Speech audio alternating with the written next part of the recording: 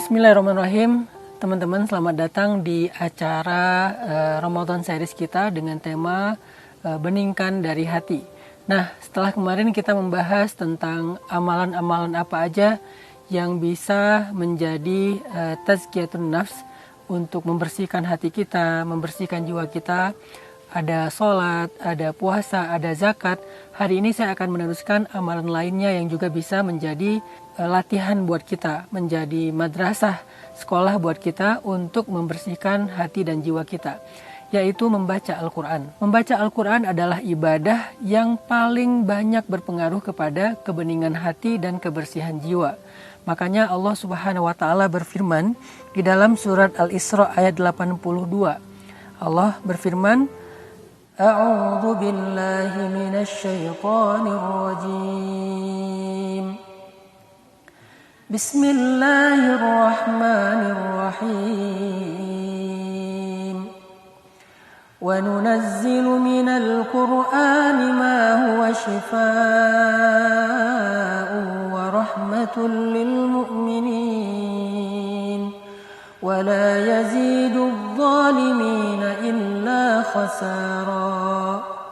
Dan kami turunkan dari Al-Quran itu ayat-ayat kami yang di dalamnya ada obat dan juga rahmat bagi orang yang beriman. Allah Subhanahu wa Ta'ala di dalam Al-Quran sering banget ngasih tahu ke kita kalau ayat Al-Quran itu syifa.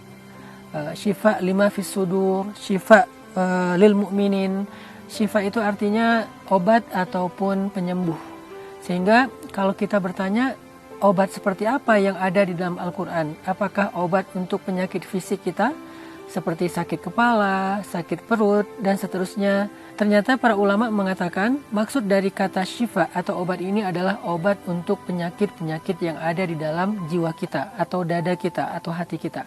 Makanya disebut dengan syifa lima fis sudur, obat untuk penyakit yang ada di dalam dada manusia.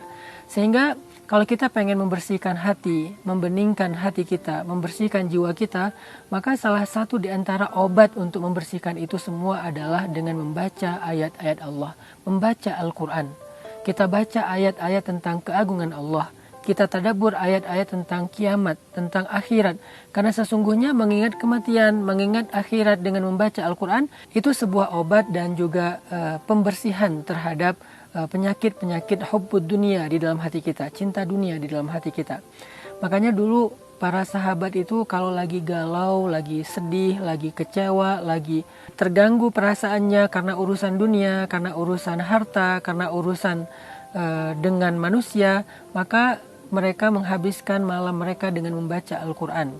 Warattilil Qur'ana tartila. Itu juga alasan kenapa turun surat Al-Muzammil. Ketika Nabi dalam keadaan sedih, Nabi dalam keadaan kecewa, kemudian Nabi pulang ke rumah untuk healing dengan cara tidur, ternyata Allah membangunkan Nabi dari tidurnya. Jadi healingnya bukan tidur, healingnya bukan jalan-jalan, tapi healingnya kata Allah, qumil laila illa qalila warattilil Qur'ana tartila. Bangunlah di malam hari walaupun sebentar dan bacalah Al-Quran secara perlahan-lahan. Apa maksud perlahan-lahan? Supaya membacanya dengan penuh perenungan, tadabbur, dan bisa dihayati makna-maknanya. Makanya yuk kita jadikan bulan Ramadan ini sebagai bulan Al-Quran.